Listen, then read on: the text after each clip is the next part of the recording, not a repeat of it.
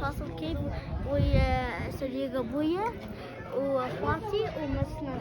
هاي كاسل كيف راح ننتظر ما تنسرت. يدون هذين اللايكات عمود يصير دوركن هنا. يدلون أتمنى تتمتعون بالسفرة هنا.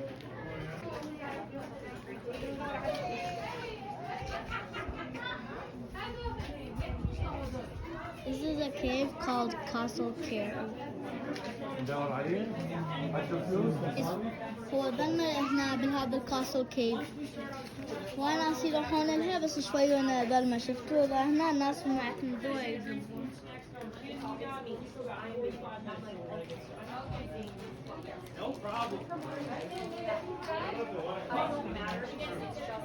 Done and gone for the day, but every now and then they will join us on a tour, and if they decide to right now, it is nothing to worry about because they're just going to walk right through the gate behind us, come down the steps on your right, and get up on all these high shelves around us where they're just going to condescendingly look down and softly grunt until we leave their space.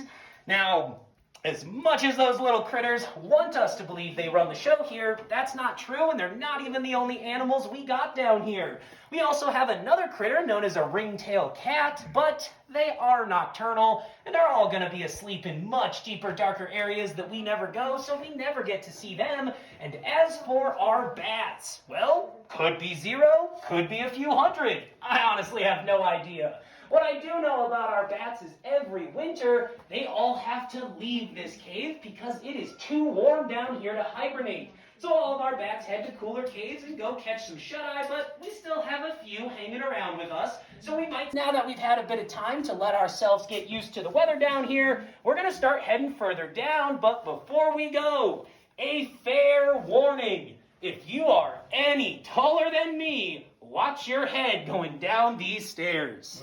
We'll all keep moving. 5'10" is my height. I don't know it in metric. You also, if you are taller than me, can just stick to the left. Get an extra 2 feet of headroom here.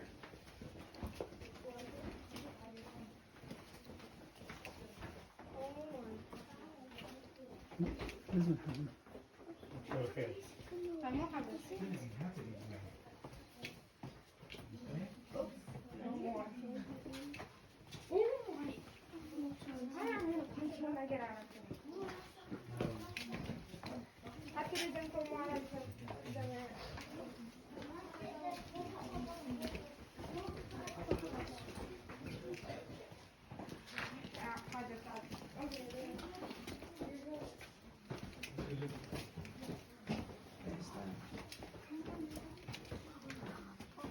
Random question. Is the person that is the Arabic teacher in this tour? No. Okay. I was going to try and learn some words.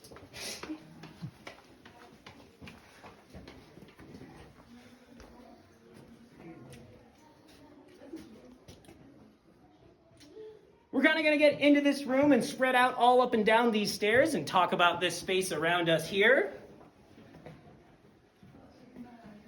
Is that just about everyone squeezed in? Yeah. Closer up you get, the better views you're going to get. Now, as we're coming into this space here, I'm actually going to break my own rules down here because generally the bats don't hang out in this room and this space means nothing unless we get a little light on the ceiling.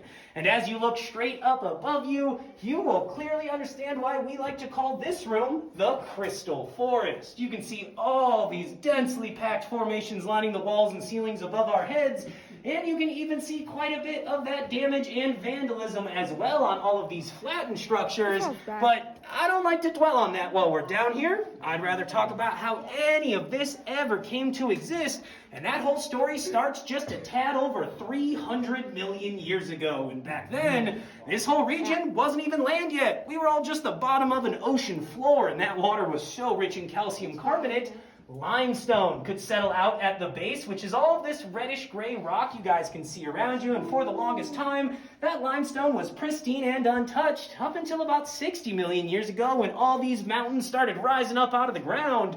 And that left faults, cracks, and fissures, which meant water could flow through here and really shape these tunnels. But that moisture didn't even start appearing until about 24 million years ago. And at that point, the area above us was not the desert we know of today. In fact, we used to be somewhere between a subtropic forest or a swamp, which meant we had a whole lot of water and a whole lot of carbon dioxide above us that eventually could turn into carbonic acid, which could eat away at our walls, taking...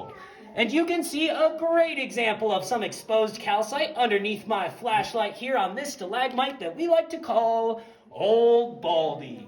And as you can see, he is looking quite different compared to the rest of the cave right next to him, even though these two are the exact same material. The only difference ever being is human interaction. For years, guests would rub Old Baldy for good luck as they went on their tours, not knowing the permanent damage they would be dealing. They removed the physical barrier and left a chemical barrier that would prevent Old Baldy from ever growing again. But I like to call the Drapery Room, simply because of the way this formation on the wall kind of looks like curtains or drapes. Now, this is actually a very common type of formation we have in this cave, but this one houses a much more unique formation in between all of the sheets. If you stand directly underneath and look straight up, you're not going to see anything that looks like cloth or fabric. Instead, you're just going to be staring straight up an alligator's mouth. And that is thanks to some very unique little formations known as Haligtites. And Haligtites are actually just a complete mystery to us. We got no idea how or why they grow and form, and that's mostly due to the crazy shapes and patterns they'll end up creating, because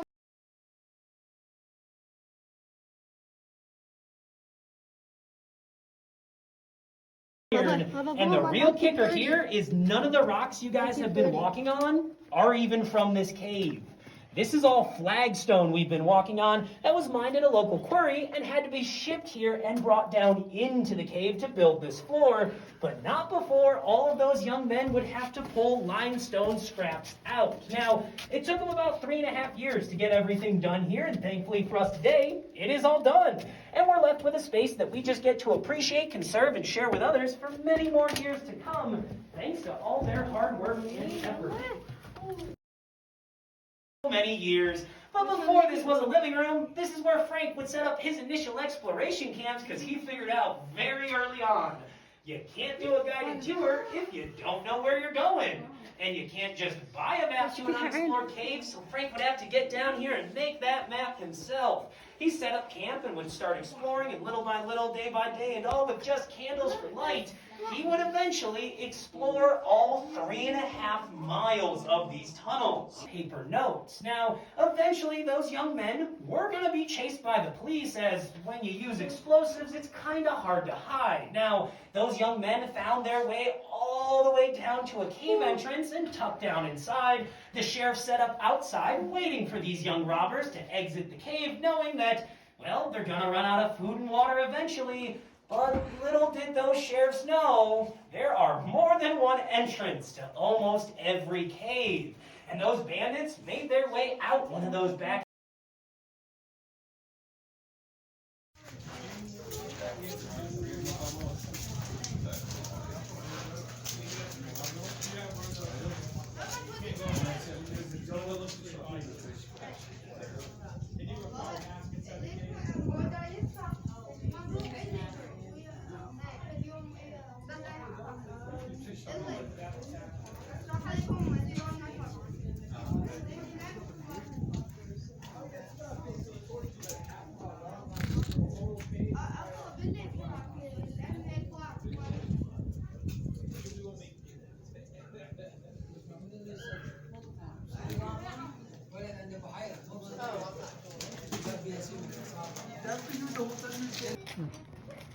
اتمنى حبيتوا هاي الفيديو. لا نخلص. باي باي. بيس.